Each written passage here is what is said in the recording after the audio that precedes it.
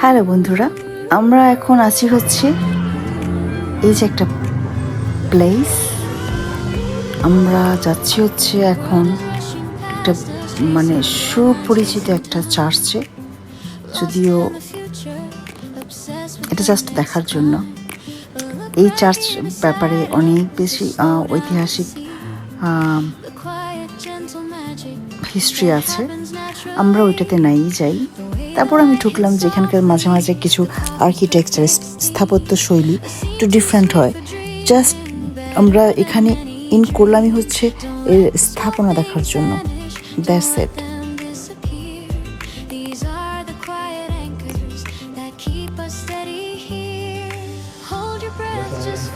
আর এখন আমরা হচ্ছি গ্যান্ট। এটা হচ্ছে বেলজিয়ামের একটা সিটি। ব্রাসেলস থেকে হচ্ছে মোটামুটি 2 ঘন্টার রাস্তা। আমরা এখন ঘেন্টে আছি। আর ঘেন্ট এই শহরটা অনেক বেশি সুপরিচিত, অনেক বেশি সুন্দর। এই সেম যেটা আমি বলছিলাম স্থাপত্য শৈলীর জন্য এখানে অনেক বেশি সুন্দর সুন্দর নাইস আর্কিটেকচার আছে, স্থাপনা আছে, যেটা নাকি আসলেই মন কাড়ে। আর এখানে প্রচুর টুরিস্টরা আসে।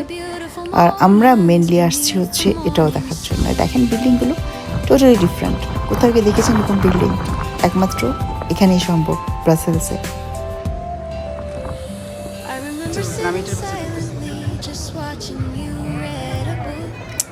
তো এই হচ্ছে আমার চারপাশটা, বেশ নাইস, ছিমছাম, শত শত টুরিস্ট।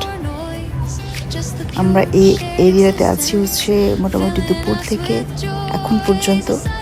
তো ভাবলাম আমি কিছু ভিডিও করি এবং আমি আমার পেজেও সেভ করে রাখবো, যাতে করে পরে একসময় আমি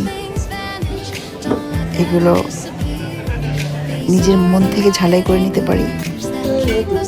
দ্যাটস ইট।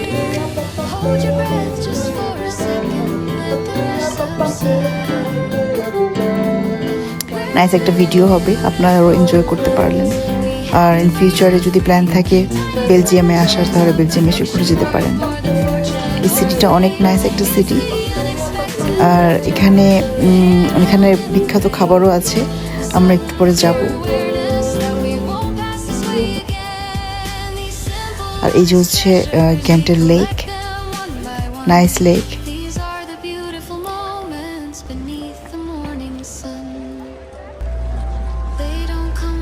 হ্যালো ভাই, না সময় নেই আমাদের,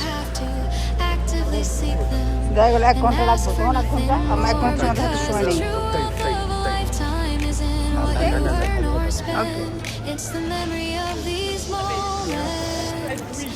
আপনারা কি জানেন এই গ্র্যান্ট শহরটা ইউরোপের মধ্যে সবচেয়ে গোপনীয় একটা শহর বলে পরিচিত। এটাকে সবাই বলে খুব গোপনীয় একটা শহর। আর এইখানে আর কোনো গোপনীয় শহর কিন্তু ইউরোপে নেই, এই একটা মাত্র শহর। আর এখানে হচ্ছে মধ্যযুগীয় সব দুর্গ, প্রাচীন দুর্গ থেকে শুরু করে মধ্যযুগীয় দুর্গ সব কিছু এখানে আছে।